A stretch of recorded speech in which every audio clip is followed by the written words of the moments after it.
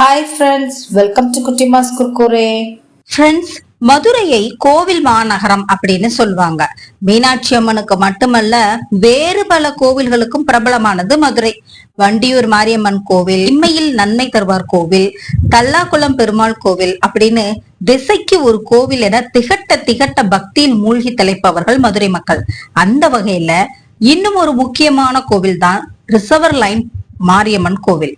Madurai reserve line police குடியிருப்புக்கு மத்தியில் இருக்கும் கோவில் தான் இந்த ரிசர்வ் லைன் மாரியம்மன் கோவில். இந்த கோவில் நிறுவப்பட்ட காலம் தெரியல.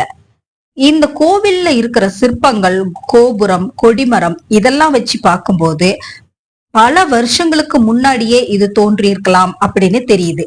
தென்னிந்தியாவில் அம்மை போன்ற தொற்று நோய்கள் பரவுன காலத்துல இந்த அம்மனுடைய தீர்த்தம் சிறந்த மருந்தாக பயன்பட்டதா சொல்றாங்க.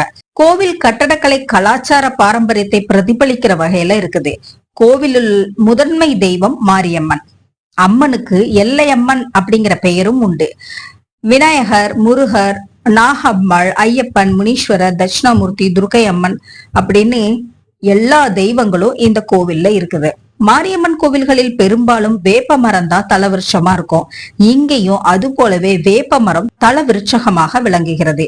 நோயிலிருந்து விடுபடவும் நேர்த்திக்கடன் செலுத்தவும் ஏராளமான பக்தர்கள் இந்த கோவிலுக்கு வந்துட்டு போறாங்க.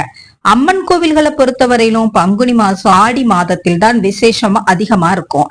அந்த வகையில இந்த ரிசர்வ் லைன் கோவிலிலும் பங்குனி மாத திருவிழா, நவராத்திரி திருவிழா, ஆடிப்புற திருவிழா விமர்சையானது. பங்குனி மாத திருவிழா 10 நாட்கள் நடைபெறும். திருவிழாவில் அம்மன் 10 நாட்களும் 10 அவதாரங்களில் கோவிலை வலம் வருவார். இன்னிசை கச்சேரி, திருவிழா, விளையாட்டுகள், கடைகள் அப்படின்னு 10 நாட்களும் ரொம்ப விசேஷமா இருக்கும்.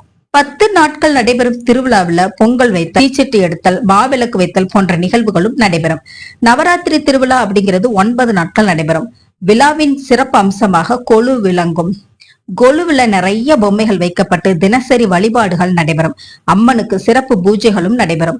ஆடிப்புற திருவிழாவில் சுமங்கலி பூஜை, திருவிளக்கு பூஜை விசேஷமானது. விழாவில் பங்கு பெறும் அனைத்து பெண்களுக்கும் வளையல்கள் வழங்கப்படும். இந்த கோவிலோட கும்பாபிஷேகம் கடந்த 28/1/2026 அன்று வெகு விமர்சையாக நடைபெற்றது என்பது குறிப்பிடத்தக்கது. கோவில் புதுப்பிக்கப்பட்டு கும்பாபிஷேகம் நடைபெற்று ரொம்ப சிறப்பாக இருக்குது. மதுரைக்கு வர்றவங்க மறக்காம போக வேண்டிய கோவில்கள்ல ஒன்றாக இந்த ரிசர்வ் லைன் மாரியம்மன் கோவில் மாறி இருக்குது அப்படிங்கிறது குறிப்பிடத்தக்கது. ஓகே ஃப்ரெண்ட்ஸ், நெக்ஸ்ட் திரும்பவும் நான் உங்களை சந்திக்கிற வரைக்கும் டாடா, பை பை, டேக் கேர்.